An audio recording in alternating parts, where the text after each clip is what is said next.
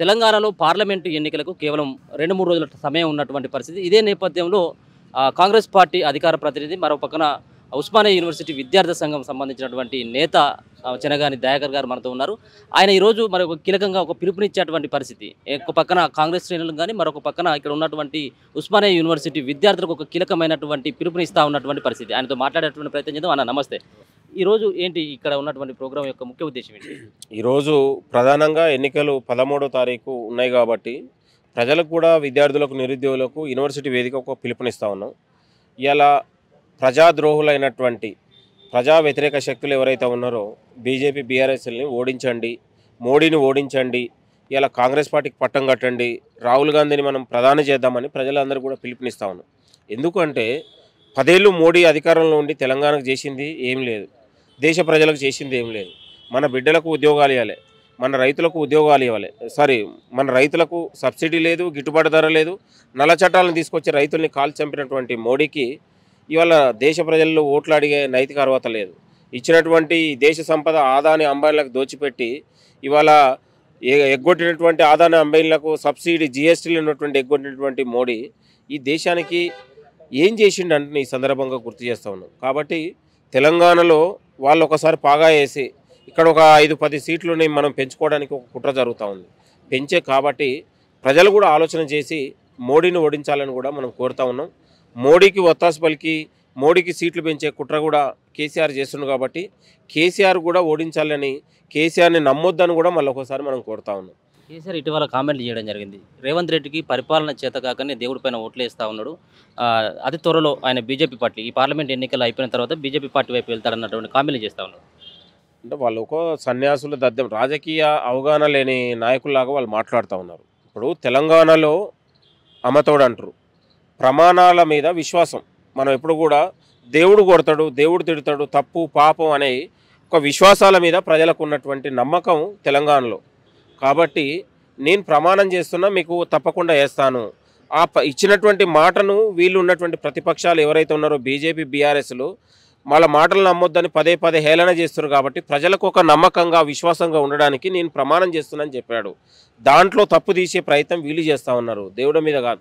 ఇవాళ ఉన్నటువంటి 9వ తారీఖు రైతు బంద్ వేసినటువంటి పరిస్థితి. ఆగస్టు 15 లోపు 2 లక్షల రుణమాఫీ చేయడానికి కాంగ్రెస్ పార్టీ సిద్ధంగా ఉంది. ఇంకా అంతకంటే నువ్వు ఆగస్టు 15 తర్వాత నువ్వు మాట్లాడేదాన్ని ఉంటే ఇప్పుడు ఎందుకు మాట్లాడుతున్నావు? నేను అనేది ప్రజలకు విశ్వాసం కల్పించడానికి, ప్రజలకు మనల్ని నమ్మి ఓట్లేశారు. ఇలా అవినీతిపరున్నటువంటి కేసీఆర్ని బొందబెట్టారు. ఇవాళ మత పార్టీ ఉన్నటువంటి బీజేపీని కూడా రేపు బొందబెడతారు. కాబట్టి ప్రజలకు జమీదారులాగా, ప్రజలకు ఉన్నటువంటి మనం హక్కులాగా ఉన్నారు. కాబట్టి కాంగ్రెస్ ప్రభుత్వం వాళ్ళ నమ్మకాన్ని వమ్ము చేయకుండా ముందుకెళ్తుంది.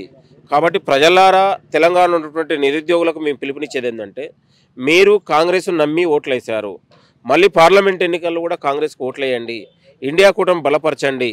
ఇవాళ మోడీ వస్తే ఓబీసీ రిజర్వేషన్లు తీసేసి ఎస్సీ ఎస్టీ బీసీలకు రిజర్వేషన్ తగ్గించే కుట్ర చేస్తుంది. కాబట్టి ఆ ప్రమాదం ఉంది. దేశంలో మానవ హక్కులకు కూడా ప్రమాదం ఉంది. ఇవాళ రాజ్యాంగకు ఉన్నటువంటి రక్షణ లేకుండా పోతుంది, ప్రజాస్వామ్యానికి రక్షణ ఉండదు. కాబట్టి మోడీని ఓడించాలని కూడా ఈ సందర్భంగా కోరుతున్నాం. బీజేపీ పార్టీ ఇప్పుడు కూడా చెప్తా ఉంది, ఈ రిజర్వేషన్లకు సంబంధించినటువంటి అంశంలో మేము ఎక్కడ కూడా ఇట్లాంటి ఎక్కడ కూడా వ్యాఖ్యలు చేయలేదు, కేవలం కాంగ్రెస్ పార్టీ మాత్రమే ఇది బురద జల్లేటువంటి ప్రయత్నం చేస్తూ ఉంది, రిజర్వేషన్లు రద్దు చేస్తాం, రాజ్యాంగాన్ని మారుస్తామన్నటువంటి వ్యాఖ్యలు మేము చేయలేదని చెప్పేసి ప్రజలు మీరు కూడా అదే అంటా ఉన్నారు. అట్లాంటి కుట్ర జరుగుతూ ఉంది. అట్లాంటి అవకాశం ఉంటుందా? రాజ్యాంగాన్ని మార్చేటువంటి అవకాశం ఉంటుందంటారా? వాళ్ళు ఈ మోడీ అమిత్ షాలు ఏంటంటే దీన్ని ఒక హిందూ దేశంగా తయారు చేయాలి, హిందువులే జీవించాలి, వాళ్ళు మాట్లాడినటువంటి మాటలే కదా.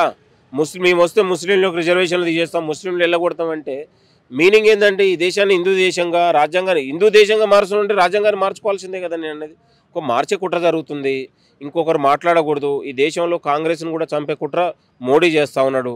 కాబట్టి ఈ పోరాటాలు ఉండొద్దు, ఉద్యమాలు ఉండొద్దు, విప్లవాలు లేకుండా చేయాలనేది ప్రధానమైన కుట్ర మోడీ. తెలంగాణ రాష్ట్రాన్ని వ్యతిరేకించిండు, దేశంలో అన్నట్టు అనేక సంస్థలను ప్రైవేట్ పరం చేసిండు. కాబట్టి ఆయనకున్నటువంటి ఒకటే, ఈ దేశంలో పెట్టుబడిదారులకు దోచిపెట్టాలి ఈ దేశాన్ని. ఇలా గరీబులు పేద వర్గాలకు రిజర్వేషన్ల పేరు మీద లేకపోతే ఉన్నటువంటి ప్రభుత్వ ఖజానా ఎందుకు ఇవ్వాలనే ఆలోచన వాళ్ళకు వస్తూ ఉంది.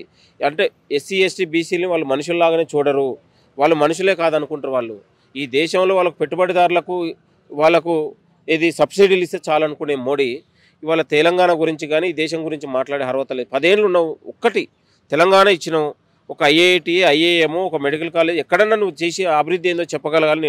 నేను సవాల్ చేస్తూ ఉన్నాను. 10 ఏళ్ళు ముఖ్యమంత్రిగా ఉన్నప్పుడు పార్లమెంట్లో ఎందుకు రిజర్వేషన్లు పెంచలేకపోయినావు? ఎందుకు ఉన్నటువంటి ఓబీసీల మీద ఉన్నటువంటి సమగ్ర అభివృద్ధి పైన ఎందుకు విధానం ఎందుకు చేయలేకపోయినావు నేను అంటా ఉన్నాను. ఇవాళ మోడీ అనేటోడు ఒక నకిలీ బీసీ. ఇవాళ బీసీ ఓట్లకు రాజకీయ పబ్బం కోసమే బీసీ అవతారం ఎత్తింది తప్ప బీసీలకు చేసింది ఏం లేదు. బీసీల బద్ద వ్యతిరేకి మోడీ, బీసీ రిజర్వేషన్ల వ్యతిరేకి బీజేపీ. కాబట్టి బీజేపీని ఓడిస్తే ఈ దేశం బాగుంటుందని నేను కోరుతున్నాను. బీజేపీ వల్ల ఈ దేశానికి ఒరిగింది ఏం లేదు, మత కళాలు తప్ప. బీజేపీ చేసింది ఏంటంటే రామ మందిరం, అయోధ్య రామయ్య. ఈ దేశ ప్రజలందరూ కూడా మీరు అయోధ్య రామయ్యను చూసి రోజు దండం పెట్టుకొని మీ ఆకలి తీరుతుంది, మీ బాధలు తీరుతుంది, పిల్లలకు చదువులు వస్తాయి, ఉద్యోగాలు వస్తాయి అనేట్లాగా ఇవాళ తప్పుడు అవాస్తవాలతోని తప్పుడు విశ్వాసాలతోని ప్రజలను నమ్మించే కుట్ర జరుగుతూ ఉంది. కాబట్టి ఈ యొక్క మతంలో విశ్వాసాలు లేని మత విశ్వాసాలని తిప్పికొట్టాలని కూడా మనం కోరుతా ఉన్నాం. సెక్యులర్ ఇలా సైన్స్ డెవలప్ అయిందండి. చంద్రమండలానికి రాకెట్లు పోతూ ఉన్నాయి. ఇలా అనేక ఉన్నటువంటి అద్భుతాలు జరుగుతున్నాయి. ఇలా వ్యాక్సిన్ కనుగొన్నారు, ఇలా గుండె తీసి గుండె వేస్తూ ఉన్నారు. సైన్స్ డెవలప్ అవుతున్నటువంటి దేశంలో ఇంకా మతం ఏందండి? సైన్స్ను డెవలప్ చేయాల్సిన అవసరం ఉంది ఈ దేశంలో. ఇలా అణువిద్యుత్తును డెవలప్ చేయాల్సిన అవసరం ఉంది. అనేక ఉన్నటువంటి సంస్కరణలు తీసుకురావాల్సింది పోయి ఇలా మతం పేరు మీద మళ్ళొకసారి ప్రజల్ని మళ్ళొక 5 సంవత్సరాల 5,000 కాలంలో ఎట్లా ఉన్నామనో మళ్ళొకసారి మనల్ని దేవుడు దయ్యంలాగా ప్రజల్ని మనం నమ్మించే ప్రయత్నం జరుగుతూ ఉంది. మీకు నిజంగా చిత్తశుద్ధి ఉంటే ప్రతి రాష్ట్రానికి ఐఐటి, ఐఏఎంలు పెట్టండి. ఉన్నత వర్గాలకు ఇలా పేద వర్గాలకు ఒక మంచి రిజర్వేషన్లు ఇవ్వండి. ఉన్నటువంటి నేషనల్ ఇన్స్టిట్యూట్లో అవకాశాలు ఇవ్వండి. దేశంలో ఒక ఐఏఎస్లు, కలెక్టర్లు, ఐఏఎస్, ఐపీఎస్లు మీరు తీర్చిదిద్దండి. కాబట్టి అది చేయకుండా ఇలా మత విశ్వాసాల పేరు మీద మనల్ని మళ్ళీ ఇంకా వెనక్కి తీసుకొచ్చే ఆలోచన చేస్తారు. కాబట్టి దీన్ని నమ్మరు. కాబట్టి కాంగ్రెస్ వస్తే ఒక దేశంలో సమగ్ర అభివృద్ధి కోసం, ఇలా పేద వర్గాల అభివృద్ధి కోసం కాంగ్రెస్ పార్టీ సమగ్రమైన విధానంతో ముందుకెళ్తుంది. ఈ దేశంలో ఒక పేదరిక నిర్మూలన ఉన్న మీరు గతంలో చూశారు. గరీబ్ హఠావో పేరు మీద ఈ దేశ నిర్మూలన కోసం ఇందిరాగాంధీ ప్రయత్నం చేశారు. జాతీయ బ్యాంకుల్ని జాతీయకరణ చేశారు. అనేక ఉన్నటువంటి సబ్సిడీలు, సంస్కరణలు పేద వర్గాల అభ్యున్నతి కోసం కూడు గుడ్డ ఇచ్చి ఈ దేశంలో ఉన్నటువంటి పేద వర్గాలని అభివృద్ధి చేసింది. ఇవాళ ఎంతో టెక్నాలజీని తీసుకొచ్చింది. ఈ దేశంలో హాస్పిటల్ నిర్మించింది, కాలేజీలు నిర్మించింది, ప్రాజెక్టులు నిర్మించింది. ఆ 50 ఏళ్ల పాలన ద్వారానే కదా దేశం ఇట్లా వెలిగిపోతుంది. ఈ 10 ఏళ్ల పాలనలో మోడీ ఈ దేశ ప్రజలకు మోడీ తీసుకొచ్చినటువంటి పథకం దానివల్ల ఈ ప్రజలకు ఏది ఉపయోగకరమైంది ఒకటి చెప్పనండి నేను అనేది. ఇలా వాళ్ళ ఇచ్చినటువంటి కేంద్ర మంత్రి నిర్మలా సీతారామన్ భర్త ఇలా పరకాల ప్రభాకర్ గారు ఒక వీడియో రిలీజ్ చేసిండు. దాన్ని బీజేపీ నాయకులు చూసి చెప్పాల్సిన అవసరం ఉంది. మీ కీలకంలో మంత్రివర్గంలో నిర్మలా సీతారామన్ భర్త వీడియో ఇవాళ మీరు ఇచ్చినటువంటి రోడ్లలో స్కాములే, అన్నిట్లా స్కాములు. ఈ దేశంకి బీజేపీ ముప్పు అని ఆయనే చెప్తా ఉన్నాడు, మీనంగా చెప్పేది. అంటే అన్ని వర్గాలు చెప్తా ఉన్నాయి. ఒక మార్పు జరగబోతూ ఉంది. ప్రజలు కూడా దేశ ఐక్యత కోసం ఇండియా కూటమి బలపరిచే ప్రయత్నంలో ఉన్నారు. కాబట్టి ప్రజలందరూ కూడా నాలెడ్జ్ వచ్చింది. అందరూ చదువుకున్నటువంటి యువత కూడా ఆలోచన చేస్తూ ఉన్నారు. కాబట్టి కాంగ్రెస్ పార్టీ తెలంగాణలో ఒక 14 సీట్లు గెలవబోతుంది. రాహుల్ గాంధీ నాయకత్వాన్ని బలపరుస్తారు. ఇండియా కూటమి కూడా బలపడుతుందని కూడా మాకు ఒక నమ్మకం ఉంది.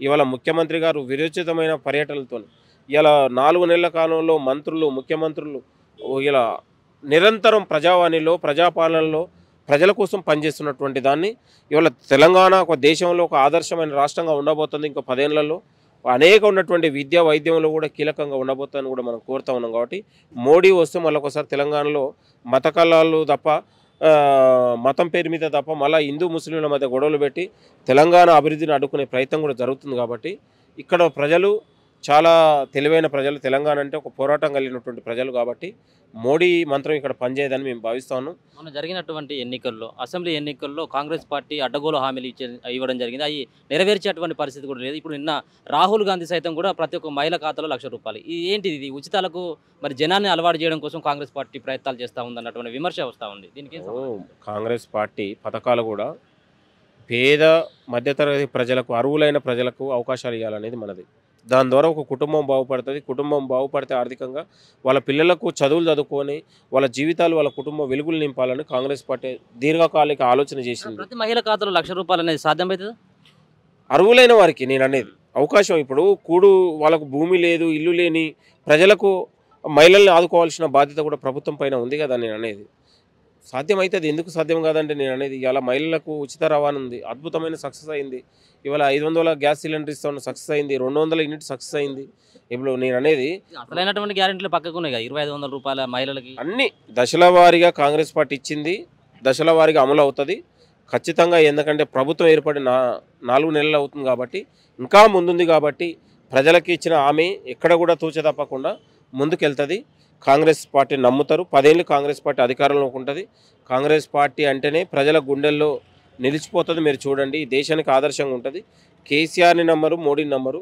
కేసీఆర్ చేసింది కూడా సున్నానే, కేవలం దళారులకు కూడా ఆయన దోచిపెట్టిండు, అన్ని ప్రాజెక్టులలో వాటా తీసుకుండు, అవినీతి చేసిండు. కాబట్టి కేసీఆర్ని కూడా నమ్మరు, కాంగ్రెస్ పార్టీని ఆదరిస్తారు, ఆశీర్వదిస్తారని కూడా మేము కోరుతున్నాం. ఇప్పుడు ఉన్నటువంటి ఎన్నికలు రేవంత్ రెడ్డి చెప్తా ఉన్నాడు, ఇది తమ పరిపాలనకి ఇది రెఫరెండంగా భావిస్తూ ఉన్నామని చెప్పేసి. ఎన్ని వచ్చేటువంటి అవకాశం ఉంటుంది? ఇప్పుడు ఒక పక్కన ఏకపక్షంగా అధికారంలోకి వచ్చినటువంటి మీరు, ఇప్పుడు ప్రభుత్వాన్ని ఏర్పాటు చేసినటువంటి మీరు, ఈ ఎంపీ ఎన్నికల్లో ఎన్ని సీట్లు గెలిచేటువంటి అవకాశం కనబడుతుంది? 12 నుంచి 14 మధ్యలో వస్తాయని మేము భావిస్తున్నాం. వస్తాయండి, ఎందుకంటే ప్రజల్లో బలంగా ఉంది. ఎమ్మెల్యేలు అందరూ కూడా పనిచేస్తూ ఉన్నారు. ఇక్కడ ఉన్నటువంటి ఇండియా కూటమి కానీ, వామపక్ష పార్టీలు కానీ, సెక్యులర్ పార్టీలు కానీ, ముస్లింలు, మైనార్టీలు కూడా ఇవాళ కాంగ్రెస్ పార్టీపై కలిసి వస్తూ ఉన్నారు. కాబట్టి ఇది కూడా ఒక అదనంగా మనం బలం వస్తుందని కూడా మనం భావిస్తూ ఉన్నాం. కాబట్టి ఖచ్చితంగా 12 నుంచి 14 సీట్లు రావచ్చు అనేది కూడా అందరి అంచనా, సర్వేలు కూడా చెప్తా ఉన్నాయి. కాబట్టి ఇలా మోడీకి మంత్రం చెల్లదు, బీఆర్ఎస్కి 1 సీట్ రాదు. కాబట్టి కాంగ్రెస్ పార్టీకి ఒక మంచి ఫలితాలు వస్తాయని కూడా మనం భావిస్తాం. కాంగ్రెస్ శ్రేణులకు ఏమని పిలుపునిస్తాం? కాంగ్రెస్ తెలంగాణ ప్రజలందరూ కూడా కోరుకునేది ఒకటే, ఇవాళ కాంగ్రెస్ పార్టీ అధికారంలోకి వచ్చి తెలంగాణలో అవినీతి కేసీఆర్ పాలన మీద 10 ఏళ్ళు యుద్ధం చేసి కాంగ్రెస్ పార్టీని తీసుకొచ్చినాం. కాబట్టి కార్యకర్తలారా మీరు ఎక్కడ కూడా మనోధైర్యం చెందకుండా ఆత్మవిశ్వాసంతో కాంగ్రెస్ పార్టీని 14 సీట్లలో మనం గెలిపించుకుంటే ఒక సుస్థిర పాలనను తెలంగాణలో ఏర్పరచుకుంటాం, మనం ఇచ్చినటువంటి హామీలను ఏర్పరచుకుంటాం. కాబట్టి బీఆర్ఎస్ బీజేపీ కుట్రల్ని మనం ఓడిద్దాం, మనం కాంగ్రెస్ పార్టీని మనం బలపరుద్దాం, కాంగ్రెస్ పార్టీకి ఓటిద్దాం. మనం 14 సీట్లను గెలిపించుకొని సోనియా గాంధీని, ఇలా రాహుల్ గాంధీని ప్రధాని చేద్దాం. తెలంగాణను ఇటు తెలంగాణ డబుల్ ఇంజిన్ సర్కార్ లాగా తెలంగాణ ఇటు ముఖ్యమంత్రి రేవంత్ రెడ్డి గారి నాయకత్వంలో, అటు రాహుల్ గాంధీ గారి నాయకత్వంలో తెలంగాణను అభివృద్ధిని మరింత వేగవంతం చేసుకొని అన్ని వర్గాల ప్రజలకు ఆకాంక్షలు తీరుస్తూ ఇవాళ ప్రజాపాలనకు మరింత మనం ముందుకెళ్లే ప్రయత్నం జరుగుతుంది. కాబట్టి కార్యకర్తలు ఈ 1-2 రోజులు మీరందరూ కూడా కష్టపడి పనిచేసి మనం 14 సీట్లు గెలిపించడానికి మీరందరూ కూడా కష్టపడి పనిచేయాలి.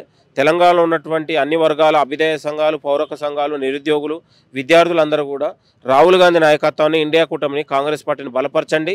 అప్పుడే మనకు తెలంగాణ కాదు దేశం సుస్థిరంగా ఉంటుంది, రక్షణగా ఉంటుంది. ప్రజాస్వామ్యం వర్ధిల్లాలంటే కాంగ్రెస్ రావాలని కూడా అందరికీ కోరుతూ 13వ తారీఖు మీరందరూ కూడా మోడీకి వ్యతిరేకంగా ఇవాళ ఇండియా కూటమి కాంగ్రెస్ పార్టీకి అనుకూలంగా మీరందరూ కూడా ఓటు వేసి ప్రజాస్వామ్యానికి అండగా ఉండాలని కూడా మీ అందరికీ పిలుపునిస్తాం.